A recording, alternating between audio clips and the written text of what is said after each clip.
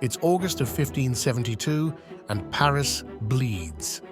Bells toll from Saint-Germain-l'Auxerrois like death's own heartbeat as Catherine de Medici stands at her window in the Louvre, watching her carefully orchestrated ballet of bloodshed unfold in the streets below. The air grows thick with gunpowder and screams as Protestant bodies pile in the gutters, a crimson tide that will stain French history forever. How did the frightened Italian orphan who arrived in France 40 years earlier become this shadow queen who would sacrifice thousands to secure her children's throne? The answer lies first in Florence, where young Catherine de Medici learned her earliest lessons in survival. Last scion of a merchant dynasty that had ruled through gold and guile, she spent her childhood in the gilded cage of convents and palaces, surrounded by art that celebrated her family's glory, even as rivals plotted their destruction. Did she already understand, as she studied the Medici portraits with their calculating eyes, that beauty and brutality were two sides of the same coin? "I have seen and touched death since the day I was born," she would later write, and indeed, fate orphaned her before she could walk. Her mother died of childbed fever. Her father wasted away from disease. Or was it poison? In Florence, even a child learned to suspect every cup, every kiss. The city that gave birth to the Renaissance also perfected the art of elegant murder, a lesson the future Queen of France would never forget. At 14, she arrived at the French court like an exotic specimen, the Italian banking heiress with her strange fashions and heavily accented French with the classic large Medici eyes. Those eyes watched everything, learning the intricate dance of power that would one day become her masterpiece. Her new husband, the future Henry II, barely glanced at his bride, his attention already captured by the elegant Diane de Poitiers, a woman twice his age who would become Catherine's lifelong tormentor. The years of humiliation followed like a slow poison. A decade passed without children, each monthly disappointment a fresh wound to her pride and position. Yet who could have guessed that these years of silent observation were forging a political genius?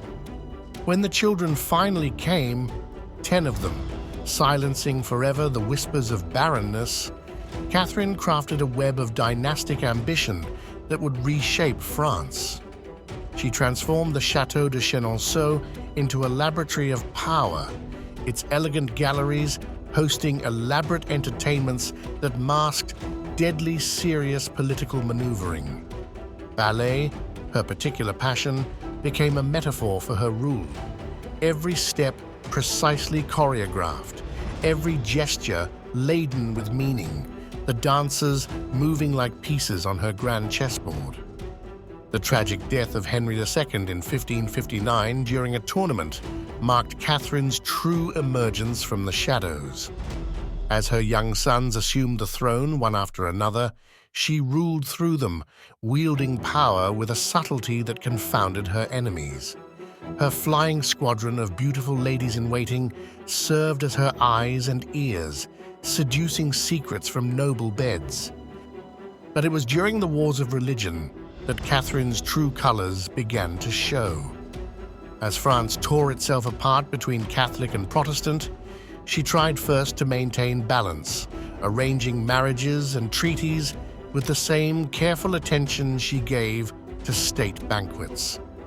To command all, one must displease all equally, she wrote. When compromise failed, she turned to more decisive action, orchestrating the St. Bartholomew's Day massacre that would earn her the name the Black Queen. The violence shocked even 16th century sensibilities. Thousands of Protestants slaughtered in Paris and beyond, the Seine running red with blood.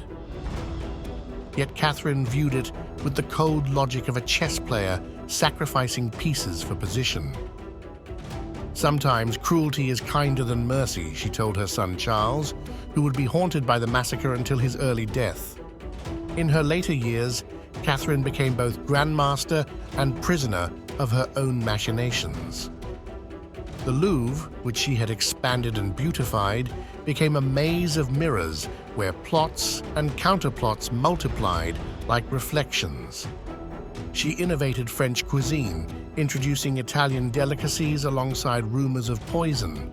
She patronized architects and artists while maintaining networks of spies. She arranged magnificent marriages for her children while orchestrating the deaths of her enemies. The end came in January 1589, as France spiraled toward chaos. Catherine died as she had lived, calculating odds until the last breath.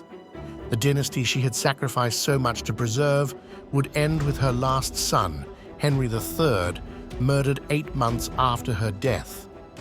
In her final hours, attended by physicians who could do nothing for her fever, did Catherine see the ghosts of all those who had fallen in her grand political ballet?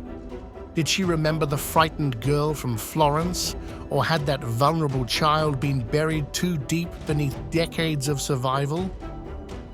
"I have lived too long," she whispered, but her eyes remained sharp, watching the shadows for threats until the end. Today, Catherine de Medici's legacy remains as complex as the woman herself.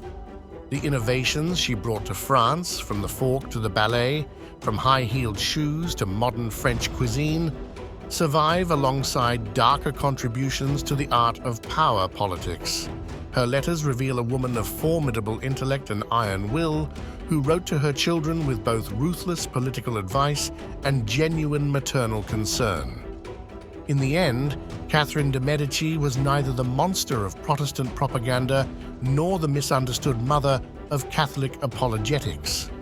She was something far more fascinating, a Renaissance woman who took the tools of her time, from poison to patronage, and fashioned them into an art of survival.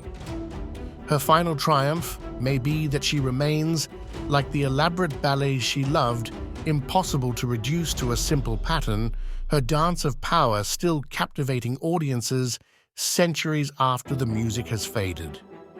As dawn breaks over Paris one last time, Catherine's breathing grows shallow, her pulse as faint as distant drum beats.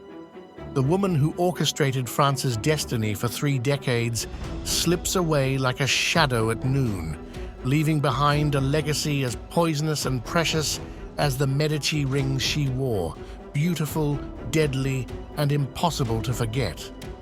Let us know if you enjoyed this video. Also, let us know in the comments what historical figures you'd like us to profile next. And don't forget to subscribe to the channel if you'd like to see more videos like these.